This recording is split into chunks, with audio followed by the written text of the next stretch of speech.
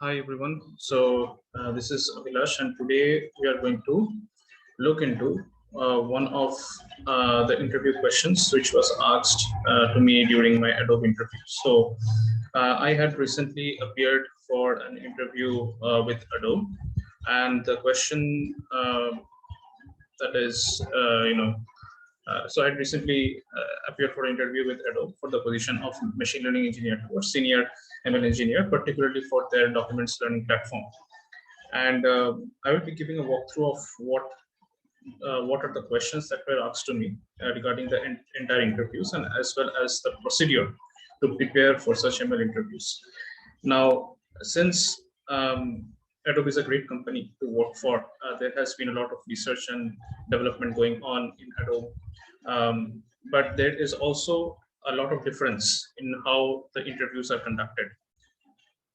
So initially in Adobe, if I'm not wrong, so the data science or the machine learning profiles are a little bit different as compared to the standard SD roles or MTS roles. The preparation strategies are also quite different. So in general SD or SD2 roles, you will be asked questions related to data structures, algorithm, system design in general. But in the case of machine learning interviews, it is not. It is a little bit different. And that is where this entire workflow lies. So if I share my work whiteboard to give a brief overview about the steps that we are getting in Adobe. So the first step that we have is generic to all kind of interviews that we face, be it machine learning or be it data structure based SD profiles. So the first round is always going to be DSA.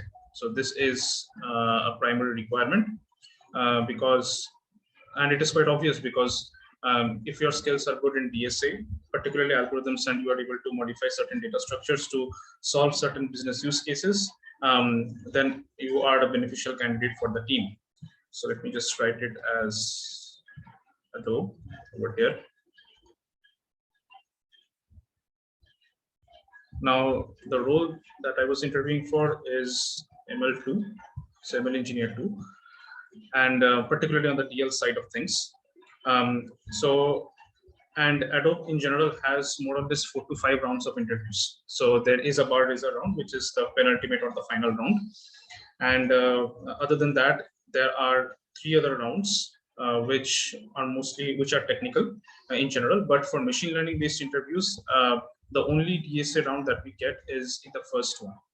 So apart from, if we clear the first one, we are informed after some days that we have cleared the first rounds, and then we move forward to the next rounds.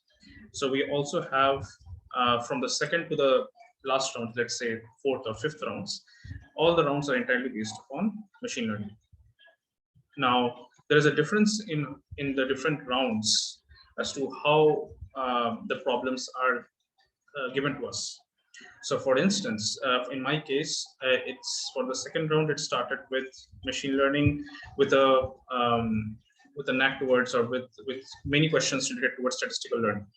So which is quite obvious, because whenever you are asking questions related to machine learning, you will not generally deep dive into deep learning at start. So you will generally ask questions which are more or less related to statistical learning. So stats, applying different kind of Bayesian algorithms and Bayesian maths, optimization principles. So stats is one of the major topics which get asked in most of the entry level round or beginner level round of machine learning interviews. So apart from stats, we have what I got asked questions related to vision. So mostly vision. When it comes to vision, I imply CNNs, convolution neural networks. So I got a lot of questions related to convolution neural networks, the internal workings of them, even with mathematical calculations to get what is the desired output provided a given input, and how many intermediate hidden layers are there given a particular number of let's say dense layers or feed-forward networks in between convolution layers, or what is the importance of batch normalization, how are the trainable parameters change when we apply different kind of activation methods, when we apply different kinds of layers on top of each other. So these are again entirely based upon certain simple calculations or maths. So math based on certain deep learning and mostly statistical learning problems. There are puzzles. So real life use cases in stats, there are certain puzzles which gets asked mainly from I would say sampling kind of sampling theorems.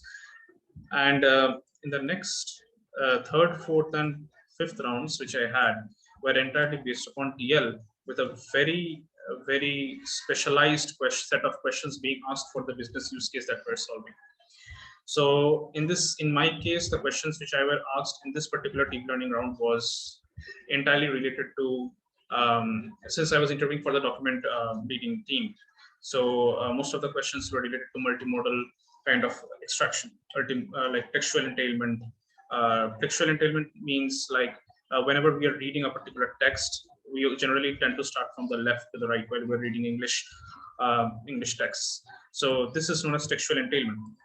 But for any kind of machine to understand what context comes after which, let's say paragraph 2 comes after paragraph 1, it is, we need certain machine algorithms for that. So textual entailment is as the next, and it was quite a good round because it was a heavy discussion related to different large scale models. So by large scale, I mean generally of the transformer variations, where we can apply different transformers to solve that particular business use case, where we tend to focus or extract different data points from different text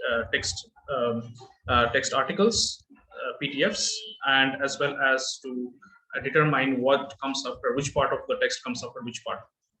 So this was mainly on transformers.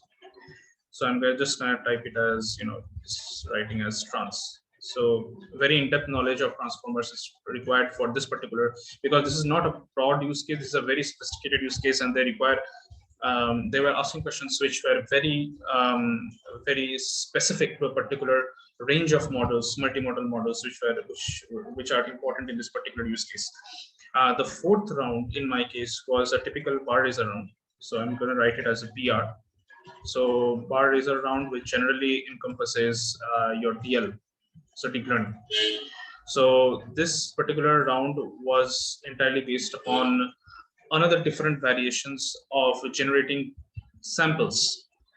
So given a particular text template, how can you generate more samples for that particular template?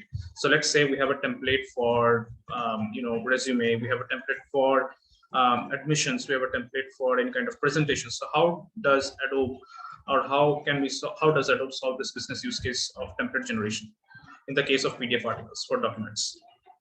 So template generation is the question which I got asked, and it was a very again a very descriptive and very detailed interview session for more than an hour. So while most of these were 1 hour, more or less 1 hour, 1 hour 5-10 minutes, the last round, bar raiser round, will really judge your skills and your understanding of the inner concepts and the inner understanding you have for each specific models for a specific use case. So this round took more than 1 hour 15-20 minutes, close to 1.5 hours. So, and post that, in my case, since I had received a verdict at the end of my fourth round, I did not have to go for another round. But from what I have read in other lead code websites and in other reviews in Glassdoor, I have seen that there are generally 5 rounds of interviews in Adobe. And the last round is again a kind of a director-based round where you get asked questions related to your specific role that you're interviewing for. So for MTS roles, SD2-based roles, you will have questions related to system design or something like that. So another thing which I wanted to mention is, even though in ML interviews or deep learning interviews, we generally do not get asked system design at a level which are getting asked in standard DS data structure based interviews or SD based interviews. Here we get asked MLOps design. So MLOps generally. So all of these rounds, starting from the the third or the higher levels of DL rounds, you have to provide MLOps solutions. MLOps solutions imply that we are the models that we are generating, all right, we are writing, we are able to scale them. And for that, we need resources. How can we implicit scale them? How can we scale them explicitly? Whether there is a need of more, RAM or cache. How is your bandwidth between CPU and GPU while you're offloading different workloads? So all these kinds of stuff you have to mention, because the interviewer will not ask you directly, but you also have to keep in mind that if you're saying a very large transformer model, let's say if you are using GPT, which is one of the largest models, and you are having a very bad latency in terms of inference, you also have to specify how you can have to provide remedies for that particular issue. Now, only then you can convince the interviewer that your solution is quite good. So we have system design, but system design is inherited in kind of ML in the form of MLOps or ML system design. So, and this is actually a very strong topic in case of any kind of deep learning interface. So scaling, particularly inference, in case of large language models or large vision models, it becomes very interesting and very important because it is a very hot topic for questions. As we have different kind of system design concepts for SD, we also have different MLOps concepts for for deep learning models. And the sixth, in my case, the fifth was the HR round. The sixth is generally an HR round, which is more or less a standard HR round. So this is generally what I know of the Adobe ML interview process since I've given it. And though I did not have this fifth round in my case, my fifth round was my HR, so I did not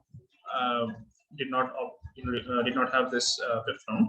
So this was what I had, what I went through. It was over 2.5 weeks, and the people were quite approachable in case of any doubts or issues that I had. It was overall a good interview process. And in order to go forward with this, today we are going to understand the basic of all interviews. Okay, so data structures and algorithms is the basis or the starting point of any kind of interviews that we're opting for, be it either SDE profiles or machine learning profiles. So and in our case, we are going to look at this DSM. All right. So let me share the question which I had.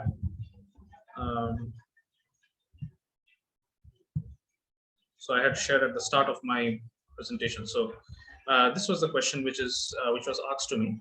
So we are given a string of length greater than 0, okay, and we are required to find and return the longest substring without any repeating characters.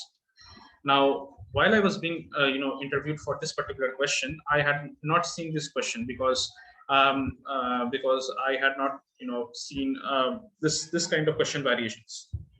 So for me, it was a little bit new, and when I was chalking out this, when I was actually going through the question, the first step is to clarify any kind of constraints that is there in your particular question. So for me, I had asked, first of all, the length greater than 0 was not there. So you have to always specify whether the length is it an empty string or is it always going to have a length greater than 0? And also, what is the upper bound of your string? In case if you want to return answers in any kind of data, data points or the data types other than int. And the second most important thing is to highlight that this is a substring, not a subsequence. So I would, since it is not a subsequence, I would generally not opt for any kind of recursive solution or a dynamic programming solution. So in that case, what I should do is look into how different methods are there.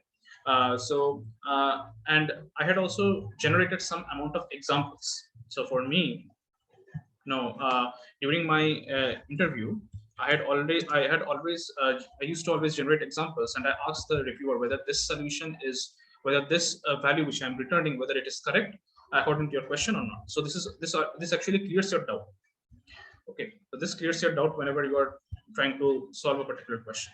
So let's say AAA. So in this case, your longest substring will be of always, it will return always 1, because in the first and the second position, you are having A, which is repeated. Okay, so your substring will always be 1 and the value will be A. Okay, and if you're taking another example, the example which was already given to me, I had provided that. And let's say you are taking another example, A, B, B, C, C, for example. So in this case, your value is going to be, so if you go first, then A, then again, since you have to find the substrings which there are no repetitions, that means all the elements in that substring is unique. Okay, so if you select A and you go to the next next character in the string, you are again getting A. So that is a repetition, right? So you move again to A. So you see that there is again a repetition.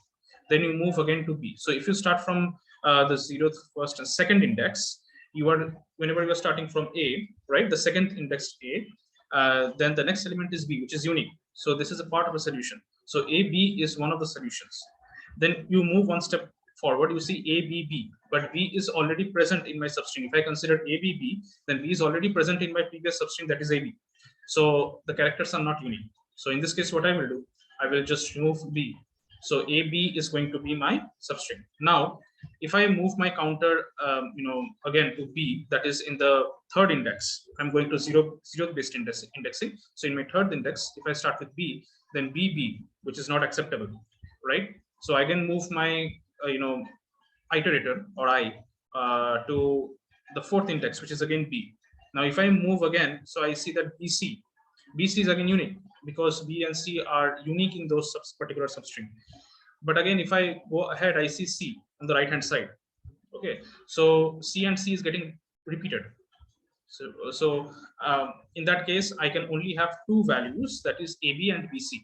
So my longest return value will be 2, and sorry, I just wrote it here.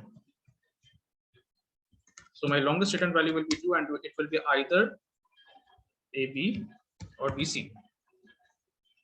Okay, now if you can keep on creating more technical, examples, test cases to solve this particular problem.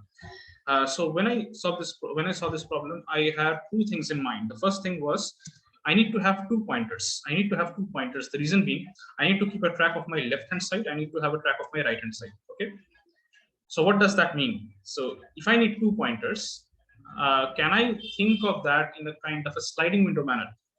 So my first point of solving this was, can I use a sliding window? Because whenever I'm going to A, right? I need another pointer to check what is just on the right hand side of A. That means my my right hand side pointer.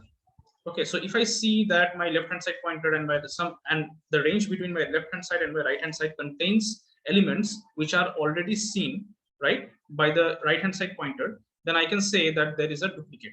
If I include, so let's say if I go from A, B, if I use the first example, A, B, C, right? So if I select my left at A, right, and I select my right at B, and I go on incrementing my right pointer, so C, so ABC is unique, that is correct. My right pointer now sees A again, but my left pointer is at A. So between left to right, if there is any element which is getting repeated or duplicated by introducing my right character, that means what? That we cannot include that particular substring. So this was one of my first findings. So you have to explain your concepts to the interviewer to very clearly. Okay. The second thing is I need to keep track of something. What do I need to keep track of? I need to keep track of the index position where I have seen my duplicate elements. Why is that required? So in this example, A, B, C, A. So I need to keep track that I have seen A, but where have I seen A? At the 0th index position, right? So we need a hash map for that. We need a map. So in my case, if I use the first example, ABC will be my first substring. Next, again, what will I do? If I see the next A on the right hand side pointer, that my left my left pointer, which was at A at start, will get removed. I'm going to remove that particular element from the hash map because it is getting duplicated. And I'm going to shift my left pointer by 1 position. So I'm going to shift my left pointer to B. All right. So from B, again, I go on incrementing my right pointer. So it was already at A in the previous iteration. Now it will go to B again. So now by shifting the left pointer by 1, that is at B, I'm also and by shifting the right pointer by 1, that is I'm getting a new B, which is already present in my hash map. So now again the same operation has to be done. So I want to remove my old B and I'm going to keep the new index. So the new index of B is going to be 0, 1, 2, 3, 4. 4. So to illustrate this further, let me just draw this, give this diagram. So if you can see this particular, or let me just create a new share. So let me just share my screen itself so that it becomes visible. So in this case, if you go from the start, so you have A, right? So in this case, the map has A 0 because inside the hash map, we are storing map of string of R, that is the rightmost index, or any kind of counter that you're using is equal to R. Okay. Now the start and the end are over here because I'm shifting the leftmost pointer here. So my end is going to be my right hand side and my start is going to be my left hand side. Okay. So this is not unique. So A0 and B1, which is fine. No occurrences found in hash map, so it will progress further. Now, if I go down, so the next thing is, we are shifting B to C. That is the rightmost pointer. We are shifting the end pointer or the right hand pointer to by 1, which is ABC. Now you can see the map getting updated like that. Okay. Now no occurrences of previous any kind of elements is there. Now move one step again. In this case, what will happen? This is a very tricky step, and this is where this problem gets solved. So if I shift one more pointer on the right hand side, you will see A, but A is already there in the hash map, A at 0. So what you have to do now, so here you have to do 2 things. The first important thing is you have to update the value of A. So my updated value of A is at index 3, not 0. Next, you have to delete or you have to erase from that particular map all the elements that are coming from your start, that is your, let's say, 0th index, to your left-hand side pointer. Why? Because let's say, for example, we will be seeing this example as we go below in more use cases, as we go below the steps. So in this case, what had happened? So I got end over here. So I introduced A equal to 3 in the map. I updated A. And I removed A. So I removed from 0, that is my start, to the left pointer. So my left pointer was at previously over here. So I removed from 0 to my left pointer. So I removed only 0 and I shifted my left pointer by 1. Okay. So you have to delete all the elements from your start to the left, that is from the start, because ideally your start and your left counter will already at the starting point will be at 0. Okay, now you have to shift your left counter whenever you see any occurrence, right? And you have to remove everything from your start to the left. And then you have to update your start to L+1, left +1. Why it works? Because if we go next, you will see that.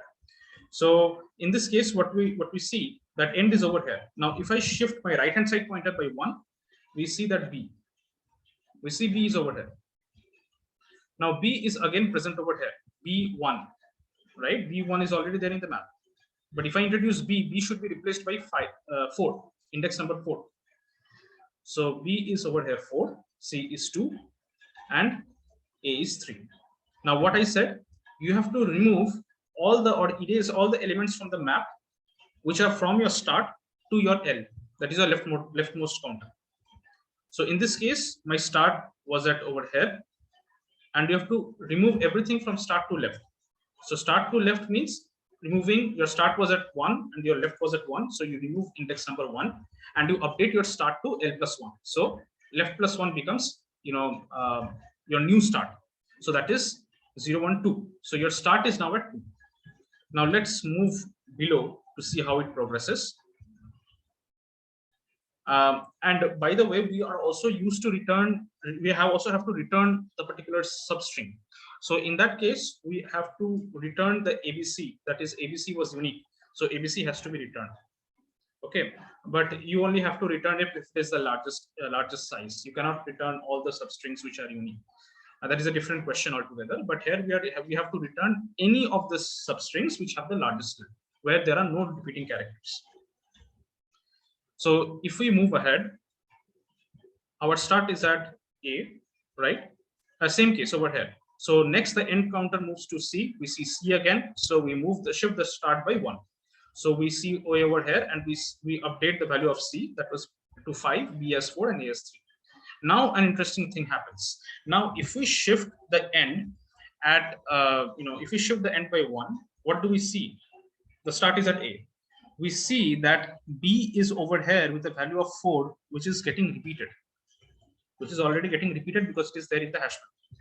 Now what we have to do, just like I said, we are going to have a left counter, and we are going to have a start. Start is already there.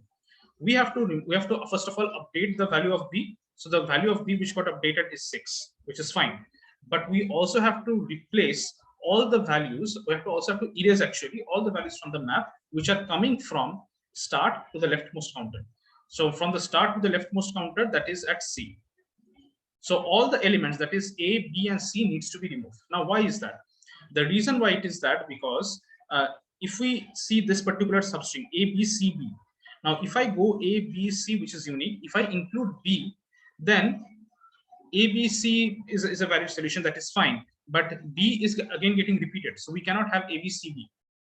Right? We can, since we are already targeting the largest size, we are already targeting the longest substring. So in that case, I cannot go with BC, because I already have a larger substring of length 3 with ABC. So that is the reason why we have to remove everything between the start and your left counter. Otherwise, what will happen, if we used to remove only one element which is getting repeated, then you are getting all the substring variations, which is BC as well. But in this case, we are only interested to return the largest substring. So that is the reason why if ABCB cannot be there, BCB also cannot be there. So ABC has a length of 3, BC has a length of 2. So what is the point of keeping BC? So we are only going to keep ABC. Same. And next was to just get we are now having C as the start, because we had removed A and B, and now the end position is at, that is the right hand counter is at B, which is at index 6. Again, we have the right hand side counter by 1 position shifted to the right. We have B equal to 7, because B is again getting repeated. Now B is again getting repeated, but CBB is not a valid string. CB is a valid string, valid substring, but its length is of 2. So again, we have to apply the same methodology where we have the start counter, right? Where we have the start counter, and we delete or erase from the map all the elements from start to L. All right. So hence we remove C from the map as well. Okay, and B gets updated as B is equal to 7. So what are the substrings that we have? So while solving this problem, I had used a lot of print statements, coutts to understand how my indexing is going, because this is a very tricky problem when it comes to indexing. This is not a general sliding window problem where you always shift by 1. Okay, this is a problem where you have to do a very variational shift in the sliding window. So it is very interesting to understand what is the maximum length that you're getting, right, as well as of the substring, as well as you're shifting the indexes correctly or not. So these are the substrings that you will be getting: ABC, BCA, CAB, ABC, CB. CB is coming from the penultimate step. All right. So CB, and the last one happens to be B, but we are not using that. Okay. So now if we were to implement this, so I had already written the starting module for this, just to give you a heads up. So in this case, since we have to return the result as well as the longest substring, here what I have done, I'm going to just print the, I'm using a function. I'm returning the largest value, right? And I'm using an unordered map. I have 3 counters, 3 iterators, left, right, and your auto start. Okay. So in this case, let me just we can use a for loop as well. So either you can use a while loop or a for loop. Let me just use a while loop itself. So while s dot length. Okay. Now what we are going to do, first we are going to check whether it is for that particular element is whether it is present in the map or not. But before that, if it is not present, what we have to do? If it is not present, we are going to just put that particular element in the map with the corresponding index, and we are going to increment the rightmost counter because we're using a while loop. Now, two important things happens. So let's say none of the elements are unique. None of the elements are none of the elements are duplicated. All are unique. ABCD, for example. So the entire value will be 4 and ABCD. So in that case, what will happen? You have to take a maximal value of s dot length. Let me just type in s dot length as this is a special case. I'm going to write it y because n minus, let's say, your start counter. Okay. Now, why is this required? Why is this required? Let's say ABCD. ABCD has no duplicates. It will not enter your if statement. Here you have an if statement where MP, you will have MP dot find s of r not equals to MP dot n, right? So that means that this guy is present. This particular index, this particular character s of r is present in your particular, has already been seen by the left counter, or within the range between your left to the right. In that bound, in that substring, this value is this guy is present. S of r is present between start or L and R. Okay. Now, ABCD, this gets returned as ABCD itself. So your value will be 4. Okay. So this is just a final check for that. You can have an additional check as well before going to any, if s dot length equal to 1. This is a boundary condition. You can return 1 always because it is always going to be unique. Now what will happen? Now, just like I said, what you're going to do, if it is present, you are going to check the index position where it is there. So for that, we're going to check with the left counter MP of s of r. So this will return your index position, your leftmost pointer. It will update your leftmost pointer information. For example, over here, I have this example in here as well. So if you see, I have not printed, this particular, let's go back to this example itself. So if you are seeing over here and you see B again, right, your leftmost counter is at B. So you have to update your leftmost counter. So you have to extract the information where your map was previous, for that particular element was previously seen. For example, B was seen over here at 4. So L will be value of 4 because L is MP of S of R. So it will get the previous value for that particular element in the map. Simple as that. Now what I have to do? Now what I have to do is I have to delete all the elements. I have to delete all the elements from where? From my start to my L. So let's do that.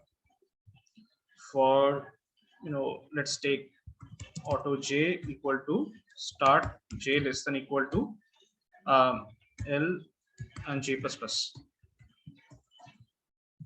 Now what will happen? Now what will happen? You have to delete. Just do an erase, simple erase of what? Simple erase of s of j. This is the most important step. You have to delete all the elements from your start to the point or the index where that duplicate was found. From A, so my index was found over here, right? Duplicate was found over here. So and my start was at here. So from start to my duplicate. From my start to my duplicate value where it was found. So my duplicate value was 4, index was 4. So start was at 3. So from 3 to 4 inclusive, it will be deleted from erased from that particular map. All right. Next step is what? Next step is what? After we delete that, we have to increment the start counter. Start counter should be incremented. Because why? Because I need to increment because I want to get a unique new subsequence. So that is substring, sorry. So that is why I have to increment my start counter. How will I increment it? We can assign this and then we do start plus plus. Because just like I said, we have to keep the value of start as L plus 1. Why is that? So let's say over here, you deleted both of these elements A and B from the map. Now your start was at 3, your L was at 4. Now your new start becomes L plus 1 equal to 5. So your new start becomes C over here. All right, so this is the start of your new substring. Why we are doing this? Just like I said before, if ABCB cannot be there, BCB also cannot be there. So BC is a smaller substring of length 2. Why should we need to care about that? We are only interested in the largest substring. Right. Now, here I missed a step, is that you have to include the values. You have to take the result equal to max of your result and your absolute difference between your indices. Right? Your absolute difference between your indices, right, minus start. Next, you have to include these values in your vector V as well. So let's say, let's take a string temp equal to, let's say s dot str. Your it will be from start to just abs of r minus start.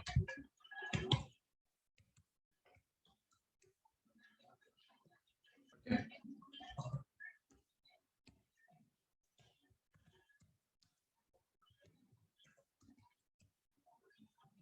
Include the maximum, include the string in your answer, in your vector. Okay, that's it. Nothing more, nothing less. That's it. And this will solve the problem. And I had given this particular solution itself with a lot of cout statements. So I used to print, you know, for each element which was there in the map, right? For each element in the map, I used to see out, let's say I dot first and I dot second. But you can do that. This is generally a good method to just debug if your problem is not getting solved. But your interviewer will generally give you certain hints. So they will give you hints if your way of thinking is not correct. So luckily I was able to get the idea behind this particular algorithm without having to deviate to very other methods like dynamic programming. But I am also sure that this may be solved with dynamic programming as well. But I had always started with a simple sliding window based approach, since it is generally recommended to give an optimized solution. So your solution should be, generally in this case, it should be big O of in the big O of n. So it can be, in my case, it is big O of kn, where k is a value greater than 1. Okay, but it is acceptable in the interviews because you are giving a big O solution of n. So if you run this particular code, you are able to get whatever answers you are looking for, and you will be returning a value which is like this. So ABC, you will having the substrings as well. You will have the maximal value which is getting returned as well. So this will particularly work. And yeah, this was my first round, which lasted for a little less than 1 hour. I was able to solve this question. Of course, the interviewer helped me with any kind of edge cases and boundary conditions as well. But since I was not able to remember the exact problem, so I just given this particular problem itself, which is the general idea behind the problem which was given to me. And in this kind of questions, always try to think like whether how can I reduce, whenever I'm using a sliding window, how can I reduce the computation of my update in my sliding window by shifting my left counter? How can I do that? So in many cases, sliding window is a little tricky to solve. So and this includes both sliding window and hashmap. So very classic question, very good question, which was asked in the interviews. So that was my first round, and you can definitely, and I will be posting, the next rounds as well in the next few parts, which are generally based upon stats and ML, because these are very niche questions, very sophisticated kind of questions which are getting asked, and you will get a lot of understanding because it is not generally like you will be getting asked these questions in all kinds of interviews. Very specific and sophisticated questions are there. So yeah, so I will be posting these contents on my YouTube, And if you like them, feel free to subscribe, and do reach out if you have any questions via my YouTube channel. So thanks, and I hope to see you guys soon.